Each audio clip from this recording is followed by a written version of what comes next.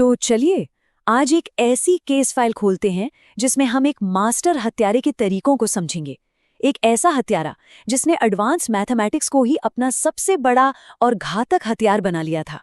Criminology के एक student ने उसके बारे में ये कहा था और ये बात इस पूरी चुनौती को साफ साफ बयां करती है। हम एक ऐसे शातिर दिमाग का पीछा कर रहे हैं जो हमसे कहीं अलग, एक अलग ही इंटेलेक्चुअल लेवल पर काम करता है।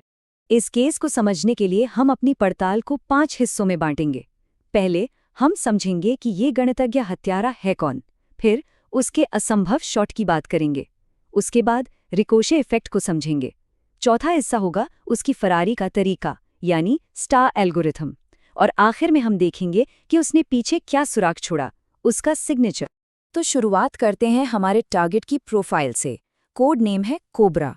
कहा जाता है कि उसका दिमाग कंप्यूटर से भी तेज चलता है और वो नंबरों के साथ ऐसे खेलता है जैसे कोई तलवारबाज अपनी तलवार से। तो देखिए, सबसे अहम बात यह है कि उस पर पारंपरिक फोरेंसिक तरीके काम ही नहीं करते। उसे पकड़ने के लिए पहले आपको उसकी मौत की थ्योरम्स को समझना होगा। अब देखते हैं कि ये सब असल में होता कैसे है। हमारी पहली केस स्टडी है ओडिशा के मुख्यमंत्री की हत्या।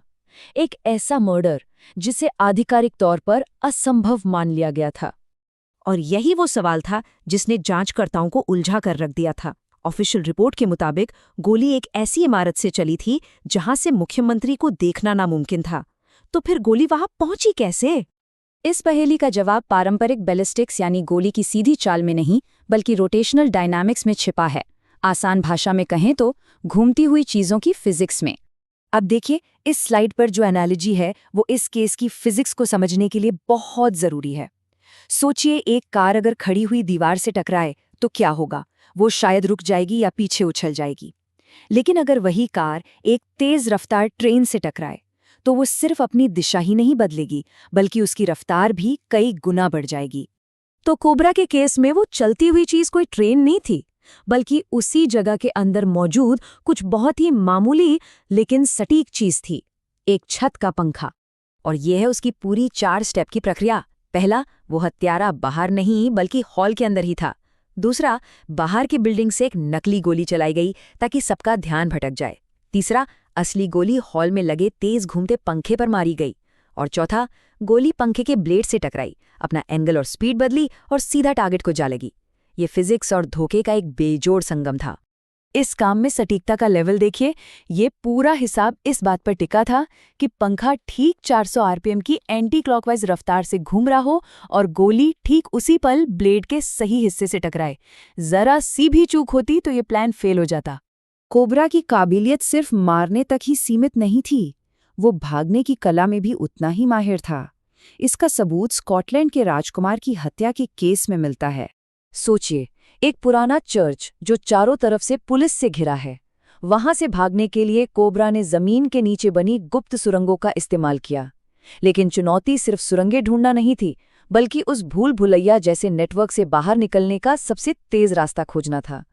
तो वो बस अंदाजे से किसी भी सुरंग में नहीं भागा, उसने स्टार एल्गोरिदम का इस्तेमाल किया।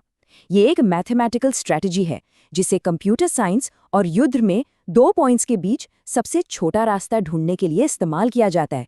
उसने गणित लगाकर अपना भागने का रास्ता निकाला। लेकिन इतनी जबरदस्त प्लानिंग के बावजूद कोबरा एक निशान छोड़ गया। कोई फिंगरप्रिंट नहीं, कोई डीएनए नहीं, बल्कि एक सिग्नेचर। और यही उसकी पहचान की चाबी बना।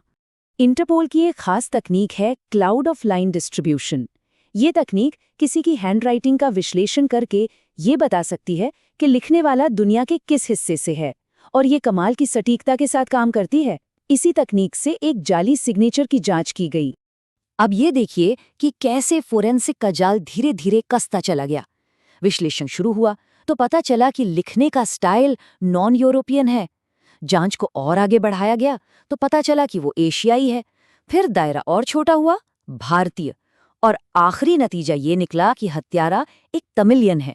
ये सब कुछ सिर्फ कलम चलाने के तरीके से पता लगाया गया। तो आखिरकार उसकी जबरदस्त दिमागी ताकत और फोरेंसिक के इस एक सुराग को मिलाकर उस अनजान साये को एक पहचान मिली।